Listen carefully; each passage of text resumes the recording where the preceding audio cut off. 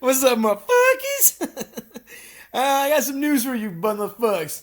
Alright, so I didn't do the Monday Night Raw review last night because a bunch of shit came up and I was hanging out with my friends and I forgot about Monday Night Raw completely. But I did watch it really late last night. And I was going to do it earlier today, but the problem is my girlfriend and I went to look at apartments and I left my backpack up in this bitch in her car, right? So I didn't have my backpack, which means I didn't have my laptop, which is how I make all my videos. Now, that means that tomorrow I also work from home, so I'm not gonna be able to do any work tomorrow. So I might do a bunch of videos tomorrow, motherfucks, until she brings me my backpack. Now you're probably thinking to yourself, but hater, if you don't have your bag, how can you be doing this video? Well, I'll tell you, motherfucks, because I left my trusty tablet. That's right, Mr. Tablet was left at home. Now see, you hear that noise? That's a Microsoft Surface how you doing noise. You know what I'm saying? So yeah, my trusty tablet, Mr. Tablet, has been with me for a few years. For a while, my tablet was my computer, so it does pretty much everything that I needed to do. But this is the first time I'm doing a video with this, so that's why if you see anything out of the ordinary or the audio isn't coming through well, that's why, motherfucks. But other than that, it's going to be another Monday Night Raw review, so expect the same great content, which of course means we got to start off with, that's right, cucks, you guessed it, subscriber shoutouts. Alright, we got a couple of new subscribers since Sunday. We got like 5 new subscribers, and 3 of them show up in the notifications, so that's pretty good. Usually it's a lot less than 60%. So we got new subscriber number 1, the Wrestle Guy 23. Welcome, Wrestle Guy 23. You got an avatar of, that's the problem with the tablet, I gotta zoom in on my Batista. I like that. Next, we got Bertha Logan. Welcome, Bertha Logan. We can always use more broads here at the Hater channel. There's a lot of dudes, but not a lot of broads. I like that. Welcome, Bertha. You're a special fan for that reason. And we have Mr. Jamie Jam 88. Welcome, Mr. Jamie Jam 88. Now, let me get my little notes out that I wrote last night, and we will get to it, motherfuckers. This was a weird episode of Raw, I'm not gonna lie. Alright, so first of all, I mean, I don't know how they can screw this up anymore. The show starts out with Randy Orton and Matt Hardy, and they have the exact same segment that they did last week, right? It's the same thing, basically. I mean, Matt Hardy wanted answers. Orton said, I'm sorry, I respect and love Edge, then he left. Came back in, beat Matt Hardy up, hit the concerto on him, then left, came back, beat him up again, and hit the concerto again. This time, both these times, he did it on the steel chair. So, just to really hurt Matt Hardy. This was supposed to be a match, what's it called? A no-holds-barred match, I think, between the two of them, which I was kind of looking forward to. I don't know why, I just was, but, they canceled the match and they had this. The whole segment, if you count the entrances and the intro and all the other shit, the first commercial was at 22 minutes, right? But when they came back from commercial, they did a recap of the segment, so it lasted about 25 minutes up in this bitch. That's a long time for nothing, you know what I mean? I understand they're probably still trying to figure out what the reason was that Randy Orton did it, But come on, I mean, give me something else, give me something that I might actually enjoy. I did not enjoy this segment, the way it started. Next up, we had the match that I predicted was going to happen, Aleister Black versus Eric Rowan, because Aleister Black said a couple of things about being a caged animal, and Eric Rowan carries what we're supposed to believe is some sort of caged animal. The match was not great. It wasn't horrible either. I mean, Eric Rowan, for all the shit I give him, Eric Rowan, for what he is, he's not bad, you know what I mean? He's his facial expressions are shitty, but he's not a horrible wrestler, you know what I mean? If you were to compare him to I don't know, Tyson Tomko, I'd put Eric Rowan above Tyson Tomko, you know what I mean? So it is what it, but he will have, rest assured, motherfucks, he will have a Tyson Tomko career. So Aleister Black wins after hitting the Black Mass twice, and once again the announcers are like, oh, if I were in the roster, I'd worry about Aleister Black or something like that. I'm just like, dude, you've been saying this for 2 years.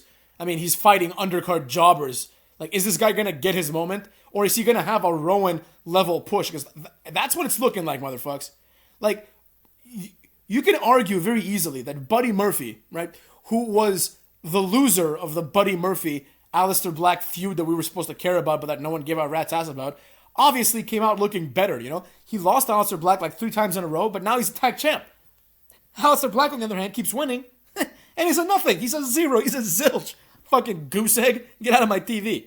Then we had Charlotte come out, and this was just a horrible segment all around. Charlotte just looked really sloppy. I don't know how to explain it. Like, she just looked like 10 years older than she is for some reason. You know, like, it's weird. Charlotte's weird because she's so athletic that her build is not, like, attractive anymore. And, I mean, she's got a pretty face. I'm not going to sit here like everybody else, all the anti-smarts. Oh, Charlotte's ugly. Charlotte's like, you know, she's ugly when you compare her to, like, Lita. You know what I'm saying? She's ugly when you compare her to the Cat or Trish Stratus. You know what I mean? But is she ugly compared to, like, Ember Moon or Bayley? No, she's not ugly compared to those two harpies. You know what I'm saying? So there you have it, you know? But it is weird because they still have some really hot divas. You know what I mean? Like Alicia Fox. I mean, you know, Alicia Fox is a beautiful woman. If you take away her craziness and the fact that she wears like a different wig every week and you like class her up, you know, she's a very pretty woman. So they still got some good looking ones, but for some reason they get no TV time because, you know, they'd rather push like Sasha Banks down our throats or Sarah Logan. Like, get the fuck out of here. I don't want to see any of this garbage. You know what I'm saying? So, yeah, Charlotte comes out and cuts a promo. The promo she cuts is just like a waste of time promo. It's the same promo she cut basically at the pay-per-view after she attacked Rhea Ripley. The promo was, "I'll see you at WrestleMania." That was the entire promo. I mean, I'm sure she said some things before and after, but that was pretty much it. She was like, "All right, I'm going to fight you at WrestleMania." And I'm like, great. Like, I already knew that. You know what I mean? Like, what was the point? It was a waste of time. I would rather see, like, the Bollywood boys come out and have a squash match than see this, you know? And typically, I prefer promos over matches, but this wasn't a promo that furthered the storyline. It wasn't good. Charlotte is kind of annoying. I mean, like, just I think last week, or maybe the week before that, she came out and said some words, and then she just, like, held the mic and was silent for, like, 2 seconds, and then said, "Woo!" And then, like, you know, it's so unnatural for her to do that, you know? Like, when the Nature Boy, Ric Flair, did it, it just felt natural, you know? Like, he did it, and he did it with confidence, and it's kind of his thing. So it's like, when he does it, it's like, one time I was watching an NBA game, and, you know, like, at halftime or, like, during, like, a timeout or something, they'll pan towards the crowd, and they'll show celebrities. Well, they showed the Nature Boy, Ric Flair, right? And Ric Flair was there, and he knew the camera was on him, so he was like, "Woo!" And he said "woo" like 8 times, right? And all 8 of them were cool, right? Because this guy, because he invented it, he can say it whenever he wants. He doesn't need to wait for it, like, you know, like, that's the problem with a lot of these promos, you know, like Randy Orton with his little, like, you know, like, oh, the 3 most destructive letters of the WWE alphabet, or whatever the fuck it is, right? RKO. It's so contrived. It's delivered like it's in a sitcom. You know what I mean? You know, like how in sitcoms, someone makes a joke, and then, like, there's just silence, so you can hear the stupid-ass laugh track? That's how these people deliver it, you know? Like, compare that to The Rock just being like, in the end of his promo, if you smell what The Rock is cooking, right? Like, which is the most nonsense thing to say ever, right? But it was cool because The Rock was cool. That's the problem. Charlotte Flair is not cool. You know, God damn it, shut up, Mr. Tablet. You know what I'm saying? So, yeah, I did not enjoy that Charlotte promo. Honestly, I've spoken about it for 3 minutes, which was longer than I think she took. So, sorry about that, but I think it needed to be said. Then, we have a little thing, that like a little vignette, that lets us know that the Super Showdown pay-per-view, whatever the fuck it is, not a pay-per-view, I guess, the Super Showdown, like, Saudi Arabia show, will have a prestigious gauntlet match, right? It's like the Tawik gauntlet match. What the fuck is Tawik? I have to Google it. I think it's like some city in Saudi Arabia. The prestigious Tawik gauntlet match. And it's a gauntlet match that, if AJ Styles doesn't win, it's just a jobber gauntlet match. Because it's like Eric Rowan, Andrade, who, I mean, I like some of these people. Lashley, like Lashley's awesome. I like Lashley. I like AJ Styles. But it's like, this is not like a real gauntlet match. Like, this doesn't determine anything. Like, I understand that when they go to Saudi Arabia, I think the powers that be in Saudi, like, they're basically saying, like, yo, we need something big, you know? We need big shit. Like, we need Goldberg Taker. We need to determine the best tag team in the world. We need to have the biggest Rumble. We need to have the biggest this. We need to have the guy with the biggest dick, you know? Like, that's kind of how they are. Like, they want things that are big and luxurious and, you know, status driven. But that can only go so far, right? And it only makes sense if, for example, Gallows and Anderson, when they won the best tag team in the world, it would have been great if they were then booked as a good tag team, but they were just booked as jobbers. So, like, it means nothing, you know? And this means even less. The prestigious Tuwake Award, like, gauntlet match. Like, who the fuck cares? Nobody cares about the Tuwake gauntlet match. You know, it's just another gauntlet match. But, like, it's not even a normal gauntlet match, because typically gauntlet matches have some sort of payoff in the end. Like, it's for the number one contendership. It might be for a title. You know, it's for something, right? It's not just a match. This is literally just a match. Oh, who wins this? Who cares? Does it matter? What, is AJ Styles going to start coming to the ring with a Tawake trophy and just start declaring himself like the champion of Tawake? What the fuck is Tawake? It's not even like a big city. If it was like Jeddah, what people kind of know, you know, like, or if they did a show in like Mecca or Jerusalem, and it was like a Jerusalem, you know what I mean? Like some historically important city. The Tawake, that sounds like a restaurant. Oh, I'm the champion of the Tawake, like Afghani restaurant. Shut the fuck up. No one cares, right? Then we had R-Truth versus Mojo Rawley versus Riddick Moss for the 24/7 title. This has just gone out, horribly. This entire shtick is not good. I do not enjoy this at all now. Like, there was something there with Mojo and Riddick, and now it's just like Riddick has just joined like the band of jobbers, you know? Like, he's no different than Mojo was 3 months ago. He's no different than like Gurv Shira or whatever the fuck, Bollywood boy number 2, whatever the fuck his name is. Like, what are their names? Why do I know their real names? What's Samir and Sunil Singh? One of those guys. It's the same shit. Like, so basically the match was a garbage fest. Riddick Moss, even though he's like a giant, he wins with like a roll up, right? And he runs away. Big deal. Mojo Rawley tries to attack R-Truth, who hits his little scissors kick and just leaves, and he's happy. Like, this is good because R-Truth, like, his character is that he's not very smart, so him being happy is like, all right, like, I could see it, but typically someone wouldn't be happy in the fact that they failed at winning their title back, right? And also, things of note, R-Truth did the 5-knuckle shuffle and went for the AA. R-Truth is a comedy genius. I love R-Truth. Next, we had Drew McIntyre versus MVP. Heyman comes out and says, you know, he just says Brock will beat Drew. Great. Drew is now annoying. I'm sorry, guys. I don't like Drew anymore. I mean, like obviously I still like Drew, but I don't like the way he's being booked, right? He's just annoying. You know, they need to really stop this whole, like, point to the WrestleMania sign trope. It's fucking stupid, and it's even dumber when, like, it's a concerted effort. Like, when Drew's like, let's all point to the sign together. Like, no. That did not work at all. Like, he's like, let's all point to the sign together, and the fans pointed, but like, afterwards, he was like, hell yeah, like, as if, like, something great happened. Nothing great happened, douchebag, right? Heyman came out, said what he said. MVP comes out, and he makes pretty good points, honestly. MVP's like, Drew, we were friends, you cheap shotted me, right? And then MVP cheap shots him, and all of a sudden, then I was like, oh my god, cheap shot by MVP, and I'm like, dude, nobody said that when Drew did it first last week, you know what I mean? I didn't like it at all. Obviously, Drew wins after hitting a Future Shock DDT, and then does the Claymore countdown, and hits the Claymore to win. With a 3-2-1 for the 1-2-3. Who cares, right? Then, oh my god, easily the worst segment of the week. Becky Lynch comes out, right? Becky Lynch comes out, and I mean, I'm not gonna lie, I was fast forwarding a little bit, but when I was playing, it did not seem like she got like a big reaction, you know? It's like, I think people are done with this. It's been a year of the same shit. Nobody likes this anymore, you know? So, check out my video when I compare her to John Cena. You know, like, I think that's like a great comparison, right?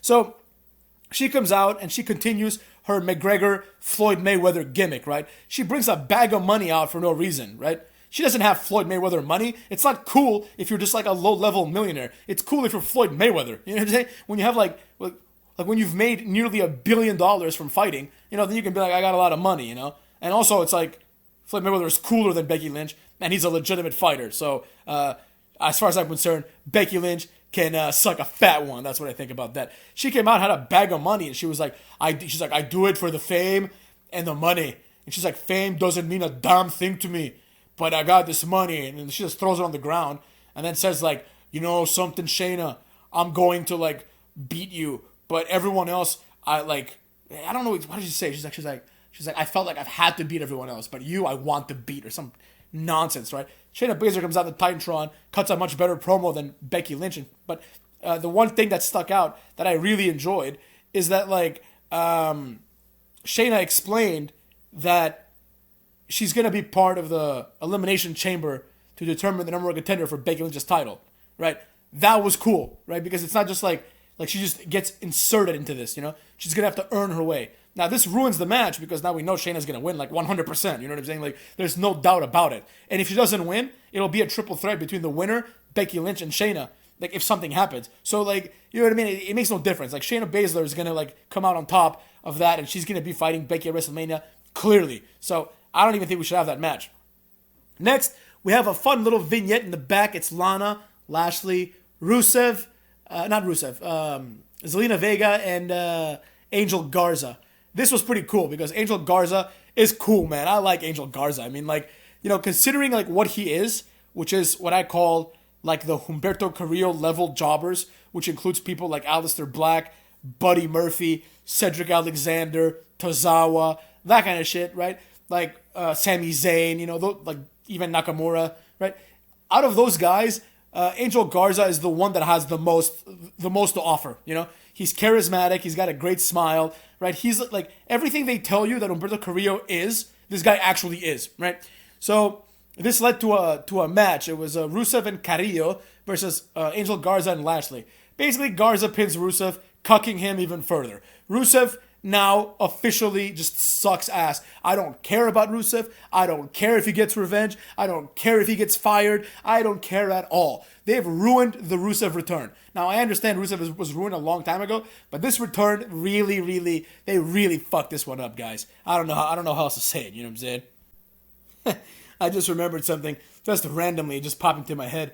It was during the King of the Ring. What's his face? That idiot Dave Meltzer. He was like, when Corbin cheated to beat Cedric Alexander, he was like, oh, this whole tournament, like, Corbin cheated, but this was all about, like, Cedric Alexander. And I'm like, dude, it's so obvious that Baron Corbin was going to win King of the Ring, which just proves beyond a reasonable doubt that someone like Dave Meltzer really fundamentally just doesn't understand wrestling. Like, he understands AEW. Like, he can probably predict who's going to win AEW because it's, like, retarded, but when it comes to real wrestling, like, he doesn't get it. He doesn't understand that the entire King of the Ring was clearly built from the beginning for Baron Corbin. Like, as soon as Drew McIntyre was eliminated, that's it, man. If it wasn't going to be Drew, it was going to be King Corbin. Because they're the only ones that could be booked and, like, billed as King McIntyre or, you know, King Corbin. King Cedric Alexander? I mean, it has a nice ring to it, King Alexander, but let's be real, that guy was never going to win that bullshit. And Dave Meltzer was convinced that this whole tournament was about him.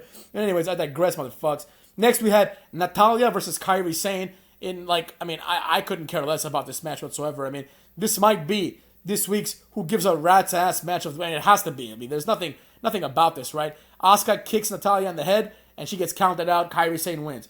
I think where this is going to go, if this continues, is Kabuki Warriors versus versus Natalya and Beth Phoenix. That's what I'm predicting. I don't know. Maybe it's Natalya and Paige if she comes back. I don't know. We'll see, right? Next up, this was a horrible segment. This actually was worse, I think. Worse than I don't know. I don't know if it's worse than the Becky segment, because that was a pretty shitty segment. But this was a horrible, horrible segment, right?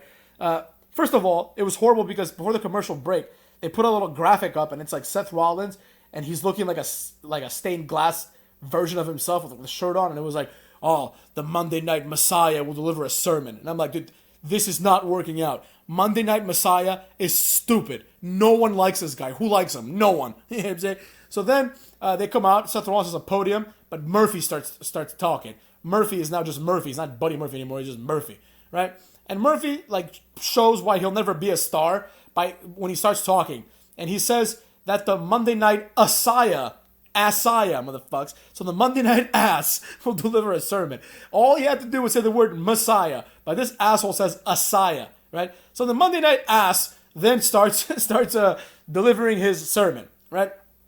This is, I don't know why, and I don't know for what reason they even did this, but this was legitimately boring. Like, not like, oh, a heel's talking boring. This was just boring. Like, this was like, yo, I do not want to see this, like, at all. You know what I mean? I don't want to see this. I have zero interest in this, right? Rollins is, and honestly, I hate to say it, he is and always has been kind of boring, right? Rollins is just a boring motherfucker. He's good in the ring. But as we've established in my top 10 wrestlers, motherfucks, right? It's not about the ring. In-ring work is secondary to the actual entertainment factor. And Rollins just is not entertaining. It's as simple as that. He was a good heel champion, I suppose, right? When he was like with the Authority. But that's because the Authority was there. Like there was a bigger story at play, right? But this is not working out, man. He's always been boring. Like I actually think that people were right. Like clearly Roman Reigns was going to be the guy that comes out of the Shield. But and Dean Ambrose was the one that stood out to people, And I get that. Dean Ambrose, like, in WWE, he was way more entertaining than fucking Seth Rollins, right? Seth Rollins is just a complete waste of time. He keeps talking about this, like movement, right? He's like, phase 1 of the movement is complete. What fucking movement, man? What movement? What is he trying to do? I'm sick of this trope of like, oh, I'm going to bring about change. What are you doing? What is it that you're doing, Seth Rollins? What is the plan? Is there an actual plan? If so, tell me what it is, right? Because you can't just go out there and be like, oh, there's a movement. What's the movement?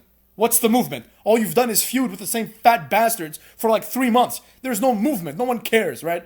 Then the three of the fat bastards, I guess, Viking Raiders come out first, and they beat up the Stooges, right? The jabrones, like everyone but Seth Rollins. Seth Rollins is by the ramp. He turns around. Owens gives him a stunner by the ramp, right? Complete waste of time, but it sets up a 6-man tag between AOP, Murphy versus Viking Raiders and Kevin Owens, which we saw 2 weeks ago. We saw this literal match, but it was an elimination match 2 weeks ago. I have no interest in this whatsoever, right? Then AJ Styles is back with the OC.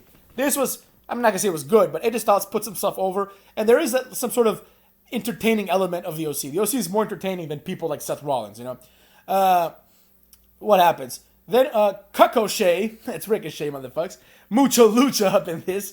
Mucho Lucha comes out, and he challenges AJ. Mucho Lucha has absolutely zero charisma. This guy just should never be able to speak. Just put him with someone that can speak. Otherwise, fire him. I don't see this going anywhere. But Carl Anderson, Hot Carl, motherfuckers, Hot Carl, volunteers himself. So he will be the one wrestling Kakoshay instead. Kakoshay wins after hitting, I think it's called the Benadriller. It's basically a fireman's carry into a Pele. Nothing great happened here. I mean, this was just a boring piece of shit. I just want to see what AJ's going to do at WrestleMania. They're saying AJ Styles versus Undertaker. I mean, that doesn't seem right to me, but the fuck knows nowadays, right? Then, finally, we're put out of our misery from this show by the main event, which was Owens and Viking Raiders versus AOP and Murphy. Complete waste of a match, right? It doesn't matter. AOP, Murphy, and Rollins have been beating these guys for weeks. This time, it looks like the good guys are going to win. Seth Rollins interrupts. This brings out the Street Profits. The Street Profits come and save Owens and friends, and they beat up the bad guys. Now, this was not good. The Street Profits are not high enough on the card, high enough up on the card, to be doing run-ins at main events. No, it makes no sense, right? They didn't even out the odds. When they came, they made it 5 against 4, which is not a very face thing to do. But this has nowhere written all over it, right? And I understand, even though I just said they're not good enough to interrupt main events, and this was the main event, it doesn't feel like a main event because everyone involved feels like a mid-carder. Everyone involved in this feud is a mid-carder or a tag person. Not one person here is a main eventer. Oh, Seth Rollins beat Lesnar. It was a mistake. We now know that Seth Rollins should have not beaten Brock Lesnar. Nothing happened. Seth Rollins is champion. Honestly, Seth Rollins and Kofi Kingston, the 2 title reigns that started at last WrestleMania, have to go down, in recent memory, especially the Kofi one, as the least relevant title runs in the history of title runs. Completely useless. Brock Lesnar had to end Kofi's, right? He had to end that and make it interesting. And then Seth Rollins lost to The Fiend, which is not as interesting, but more interesting than Seth Rollins, right? So nothing happened on this Raw. You would expect, it's been a few weeks now, Edge can come back and do his little promo. He can be like, Randy, I'm going to take your head off, right? Because there's plenty of time until WrestleMania, don't get me wrong. But, have a few moments here and there. Show me Edge once in a while, remind me that he's still here. Because it's only going to do good for ratings, right? So, overall, I would say another starkly disappointing show. Nothing really great happened here. It wasn't special. It wasn't entertaining even. I mean, it's getting to the point now where the mainstays on Raw, the Becky Lynches and the Drew McIntyres, just really aren't that interesting. And they're doing a piss poor job of putting over the younger guys at all, right? What the hell is Rowan, Aleister Black, Buddy Murphy? What are they going to do at WrestleMania? Maybe Aleister Black will have a meaningless match, against a Cesaro-esque type guy.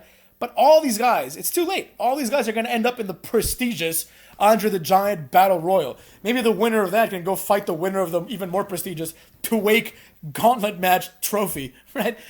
To determine the winner of the Douchebag Award, right? So I'm just thinking to myself, all these people that you're kind of like half building up, like Rowan, this is not going to lead to anything.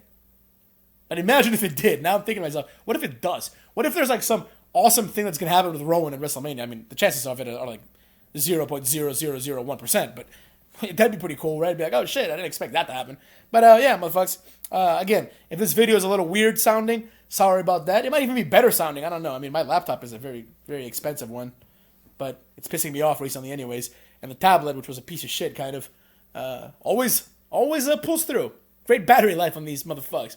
So yeah, stay dirty and stay tuned. Like, the reason why I wanted to do this video today was because there's a possibility that I might not get my laptop tomorrow, and tomorrow's AEW, and I don't want to miss doing my AEW review after the show, only because, as we all know, that's always an anniversary for the kid. I believe that's almost like a 5-month anniversary, 4-month anniversary, maybe? I don't know. Something like that, right? So, 4 months. Yeah, I started in October. It's now February, so 4 months and a week maybe. So yeah, I didn't want to miss that, so I wanted to test out my tablet. I did a little test. It worked, so we'll see if this goes.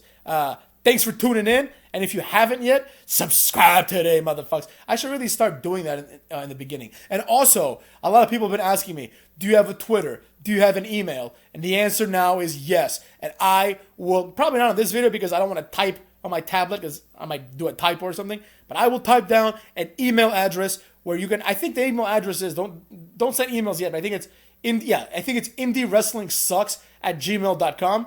I think that's the one. So hit me up on indiewrestlingsucks@gmail.com if you have any questions for the hater, you know. Now, will I answer them in email? Probably not. I might, I don't know. But probably what I'll do is I'll answer them in a video, right?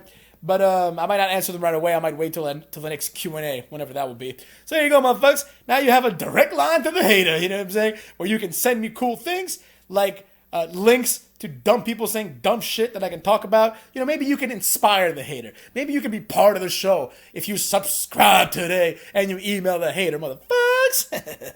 All right, bitches. See you later. Stay dirty up in this bitch.